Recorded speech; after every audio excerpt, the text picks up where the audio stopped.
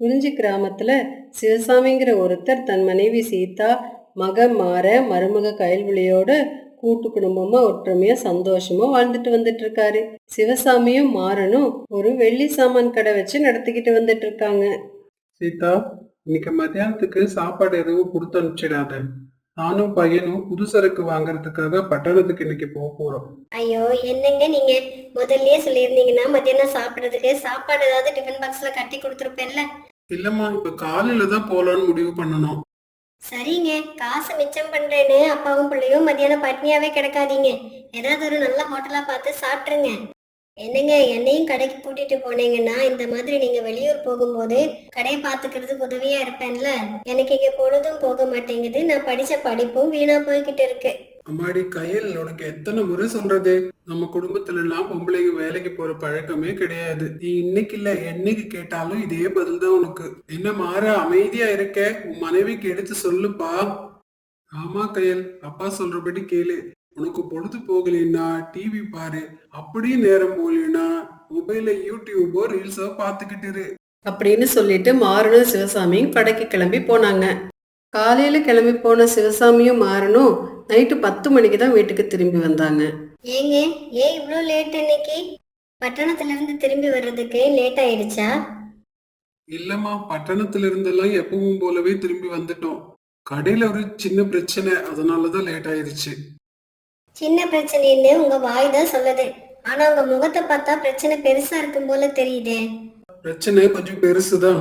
எப்பவுமே வியாபாரம் முடிஞ்ச உடனே கடையை சாத்திட்டு கம்ப்யூட்டர்ல இருக்கிற ஸ்டாக்கும் கடையில இருக்கிற ஸ்டாக்கும் கரெக்டா இருக்குதான்னு பாக்குறது வழக்கம். இன்னைக்கு அப்படி செக் பண்ணும்போது 50,000 ரூபாய் மதிப்பிலான ஒரு வெள்ளி தட்டை காணோம். ஐயையோ, என்ன சொல்றீங்க? தட்டு கிடைச்சுதா இல்லையா? இல்லம்மா, கடை பூரா நல்லா தேடி பார்த்துட்டோம், எங்கேயுமே கிடைக்கல. எங்க வேலை செய்யற யாராவது திருடி இருப்பாங்களோ?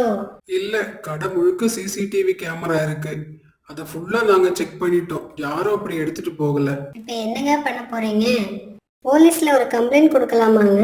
போலீஸுக்கெல்லாம் போனா கடையோட பேரு கெட்டுடும், அதுதான் யோசிக்கிறேன். நேர்மையா வேலை செய்யற வேலையாட்களுக்கும் நம்ம மேல சங்கடம் வரும். அதுதான் என்ன பண்றதுன்னு யோசிச்சுட்டு இருக்கேன். அப்படி பார்த்தா திருடனுக்கு கொண்டாட்டமா இல்ல போயிரும். இன்னைக்கு 50,000 தூக்குனவன் நாளைக்கு 5 லட்சத்துல தூக்குவான். நாளைக்கு ஒரு தடவை கணக்கு வழக்கெல்லாம் முழுசா சோதனை பண்ணி பார்த்துட்டு அப்பையும் எதுவும் தட்டுப்படலைன்னா போலீஸ்க்கு போயிட வேண்டியதுதான். மறுநாள் மதியம் ஒரு போலீஸோட கயல் கடைக்கு வந்தாங்க. கையல், ஏன் இப்படி அதிக பிரசங்கித்தனமா பண்ற? அப்பா தான் இன்னைக்கு பூரா கணக்கு விளக்க பார்த்துட்டு போலீஸுக்கு சொல்லலாம்னு சொல்லியிருந்தாருல்ல. கணக்கு வழக்கு பார்க்கவே தேவையில்லைங்க. திருடன் யாருங்கிறத நான் கண்டுபிடிச்சிட்டேன். போதுமா உன் விளையாட்டு? நேத்துல இருந்து நாங்க இங்க மண்டையை பிச்சுக்கிட்டு இருக்கோம். கடைக்குள்ளேயே வராம நீ எப்படி திருடனை கண்டுபிடிச்சிருப்ப? ஆமா மாமா, கடையில இருக்கிற பில் போடுறவரும் கேஷியரும் சேர்ந்து பண்ணின வேலை தான் மாமா இது. அவங்கள கூப்பிட்டு விசாரிச்சீங்கன்னா விஷயம் தன்னை போல வெளியே வரும். கயல்விழி இவ்வளவு உறுதியா சொன்னனால பில் போடுறவரையும் கேஷியரையும் கூப்பிட்டு விசாரிக்க சம்மதிக்கிறாரு சிவசாமி. 2 பேரும் குத்த தொத்துக்கிறீங்களா இல்ல ஸ்டேஷனுக்கு கூட்டிட்டு போய் முட்டிக்கு முட்டி தட்டவா? ஐயா, உங்க உப்பு தின்னு வளர்ந்தவன் நானு, உங்களுக்கு துரோகம் நினைப்பனுங்களா? என்ன கூட்டி இப்படி விசாரிக்கிறதுல ரொம்ப அநியாயம் அப்படின்னு கதறினாரு கேஷியர். இப்படி எங்க மேல அபாண்டமா பழி போடுறீங்களே, நாங்க தான் தப்பு பண்ணணுங்கிறதுக்கு என்ன ஆதாரம் இருக்கு உங்ககிட்ட? அப்படின்னு கொந்தளிச்சாரு பில் போடுறவரு. இந்தாங்க ஆதாரம் அப்படின்னு சொல்லி ஒரு பில்லை எடுத்து சிவசாமி கிட்ட கொடுத்தாங்க கயல்விழி. மாமா, இது இன்னைக்கு தேதியில 1,00,000 ரூபாய்க்கு போட்ட பில்லு. இதுல இருக்கிறது கேஷியரோட கையெழுத்து தானான்னு பார்த்து சொல்லுங்க.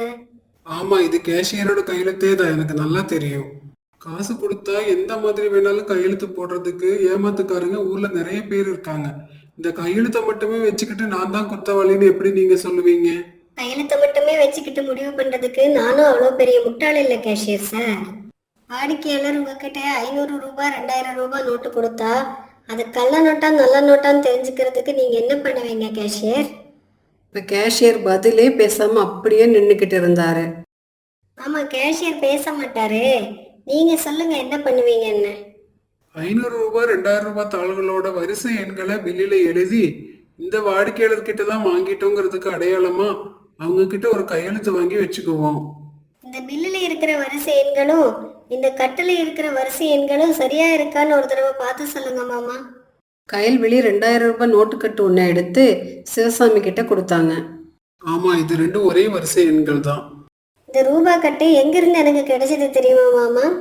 உங்க உப்பு தின்னு வளர்ந்த கேஷியர் வீட்டுல இருந்து. கைல்வெளி, எனக்கு ஒண்ணுமே புரியல.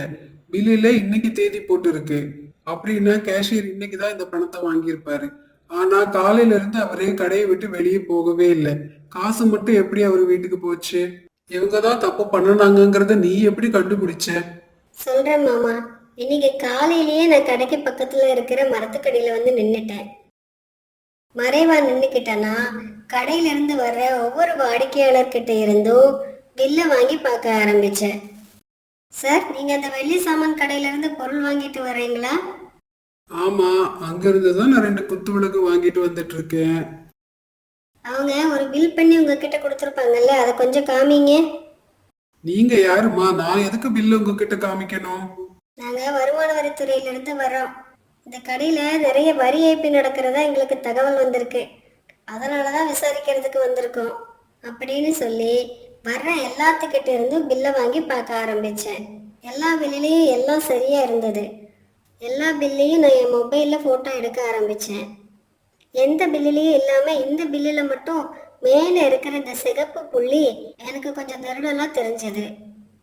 இப்படி நான் யோசனை பண்ணிக்கிட்டு இருக்கும் போதே பில்லிங் கிளர்க்கு கடையை விட்டு அவசர அவசரமா வெளியே வந்து அவர் வண்டியில ஏறி போறத பார்த்தேன்.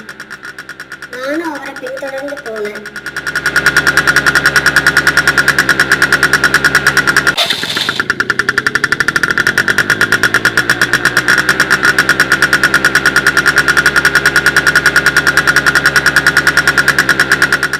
இங்கிருந்து 3 தெருவு தள்ளி இருக்கிற ஒரு வீட்டுக்கு முன்னாடி போய் அந்த வண்டி நின்னது.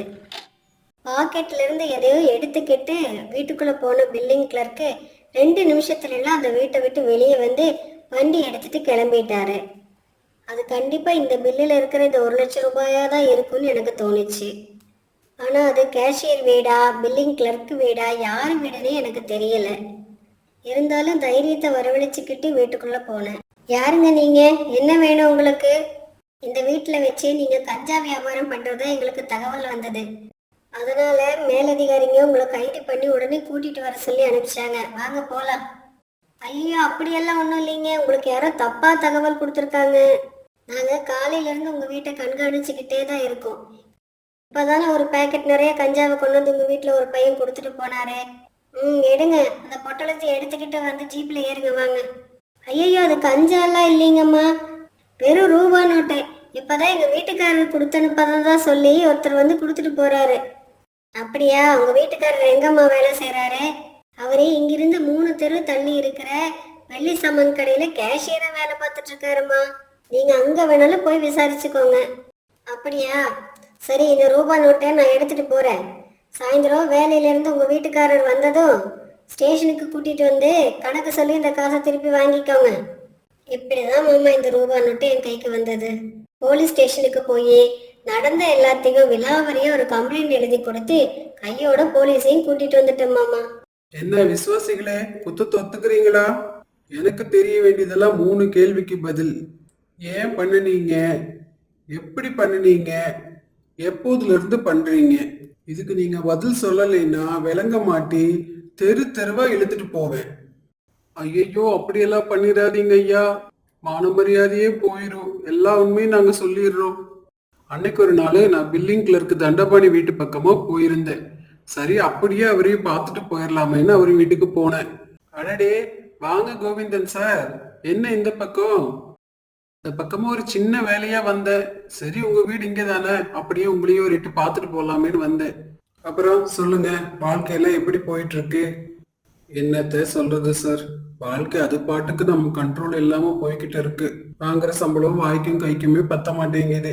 எங்க போய் குழந்தைகளை படிக்க வச்சு அதுகளை ஒரு ஆளாக்கி முடியல போங்க. என்ன சார் பண்றது? ஏழையா இருக்கிறவன் ஏழையாவே இருந்து செத்து போறான். பணக்காரன் தான் மேலும் மேலும் பணக்காரன் ஆயிட்டே போயிட்டு இருக்கான். இந்த ஏழையெல்லாம் பணக்காரன் ஆகிற கதை சினிமால மட்டும்தான் சார். இப்ப என்னையே எடுத்துக்குங்க, 55 வயசாச்சு, இன்னும் உழைச்சுக்கிட்டு தான் இருக்கேன். இப்ப நம்ம கடையே எடுத்துக்குங்க. தம்பி மாறன ஸ்கூல் போற சமயத்துல இருந்து நான் பாக்குறேன். அப்பெல்லாம் நான் அவரை பேர் சொல்லிதான் கூப்பிடுவேன். காலேஜ் படிச்சு முடிச்சதும் பையனை கூட்டிட்டு வந்து இவர்தான் உங்க அடுத்த முதலாளின்னு சொல்லிட்டாரு நம்ம முதலாளி. என் பையனை விட சின்ன வயசு பையனை இப்ப நான் சாருன்னு கூப்பிட்டுக்கிட்டு இருக்கேன். எல்லாம் நம்ம தலை எழுத்து, என்ன பண்றது? இதெல்லாம் மாறாதுங்க, அப்படியே இருந்துட்டு போயிட வேண்டியதுதான். சரிதான் சார், இதெல்லாம் மாறணும்னா ஒன்னும் லாட்டரி அடிக்கணும், இல்லையா எங்கேயாவது கொள்ளை அடிக்கணும். லாட்டரி அடிக்கிற அளவுக்கு நம்மளுக்கு அதிர்ஷ்டம் இருந்தா நம்ம ஏன் சார் இப்படி இருக்கோம்? அப்ப கொள்ளை அடிக்கலாங்கிறீங்களா? எந்த பேங்க்குக்கு போய் கொள்ளை அடிக்கலாம் சொல்லுங்க, எப்ப போலாம்? உங்களுக்கு எப்போ பார்த்தாலும் தமாஷு தான் சார். முதல்ல கல்லாப்பேட்டில இருந்து ஒரு 500 ரூபாய் எடுத்து காட்டுங்க எனக்கு, அதுக்கப்புறம் கொள்ளையடிக்கிறத பத்தி யோசிக்கலாம். உங்களோட உதவி இருந்ததுன்னா 500 ரூபாய்லாம் ஒரு மேட்ரே கிடையாது சார். அடடே, உங்க மனசுல ஏற்கனவே ஒரு திட்டம் தீட்டி வச்சிருக்கிற மாதிரில தெரியுது. எங்க சொல்லுங்க கேப்போம். நீங்க கொஞ்சம் ஒத்துழைச்சிங்கன்னா கோடீஸ்வரன் ஆகாட்டியும் கொஞ்சமாவது காசு பார்க்கலாம். எப்படி? வெளியூர்கார வாடிக்கையாளர்கள் நம்ம கடைக்கு வரும்போது அவங்களுக்கு போடுற பில்லு மேல ஒரு புள்ளி வச்சு என்கிட்ட கொடுத்துருங்க. அந்த பில்லுல இருக்கிற காசை கல்லாப்பெட்டிக்கு போகாம நம்ம பாக்கெட்டுக்கு வர்ற மாதிரி நான் பாத்துக்கிறேன். அப்புறமா நீங்க அந்த பில்ல கம்ப்யூட்டர்ல இருந்து அழிச்சிட்டு சின்னதா 100க்கோ 150க்கோ ஒரு பில்ல போட்டு கணக்கு கொடுத்துருங்க. வர்ற காசை நம்ம சரிபாதியா பிரிச்சுக்கலாம். அருமையான யோசனை சார், நாளையில இருந்து இதை நடைமுறைக்கு கொண்டு வந்துடலாம். இப்படி திட்டம் போட்டு சின்னதா 500 1000 திருடிக்கிட்டு இருந்தோம். முதல் நாள் 50,000 ரூபாய் சரக்க காணும்னு நீங்க கடை பூரா தேடினதுனால நாங்க 2 பேருமே ரொம்ப பயந்து போயிட்டோம்.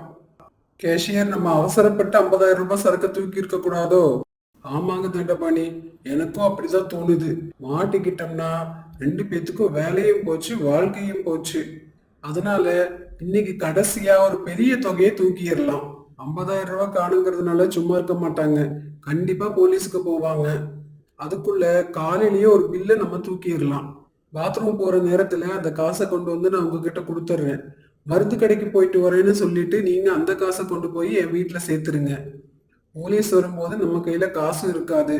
நம்ம தான் திருடணுங்கிறதுக்கு இவங்க கிட்ட எந்த ஆதாரமும் இருக்க போறதில்ல. அதனால நம்ம ஈஸியா தப்பிச்சிடலாம். எப்பவும் போல பணத்தை சரிபாதியா பிரிச்சுக்கலாம். இப்படி பக்காவா பிளான் பண்ணி எல்லாம் பண்ணணும் சார். கடைசியில உங்க மருமக கிட்ட மாட்டிக்கிட்டோம். படுவாவிகளா, உங்க மேல எல்லாம் நான் எவ்வளவு நம்பிக்கை வச்சிருந்தேன். இப்படி குழி தோண்டி புதைச்சிட்டீங்களேடா அந்த நம்பிக்கைய. இந்த பணம் ஒன்றும் திடீர்னு ஒரே நாள்ல வந்துடல. இந்த கடைக்கு நான் 4வது தலைமுறை, மாற 5வது தலைமுறை.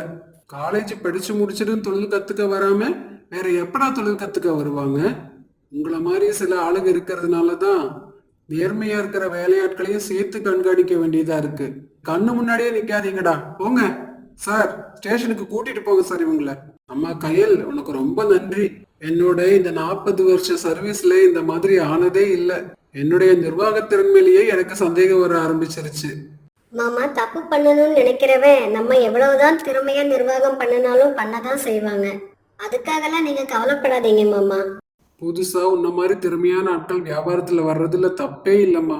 அதனால நம்ம பரம்பரையிலேயே யாரும் பண்ணாத ஒண்ணு நான் பண்ண போறேன். என்ன மாமா, நானும் நாளையில இருந்து கடைக்கு வரட்டுமா? ஆமாம்மா, நாளையில இருந்து நீ கடைக்கு வரலாம். ஆனா ஒரு நிபந்தனை, நீ தொழிலாளியா வரக்கூடாது, எங்களுக்கெல்லாம் முதலாளியா தான் வரணும். சம்மதமா? கயல்விழி ரொம்ப சந்தோஷப்பட்டாங்க. அடுத்த நாளிலிருந்து 3 பேரும் ரொம்ப திறமையா அந்த கடையை நடத்திட்டு வந்துட்டு இருக்காங்க.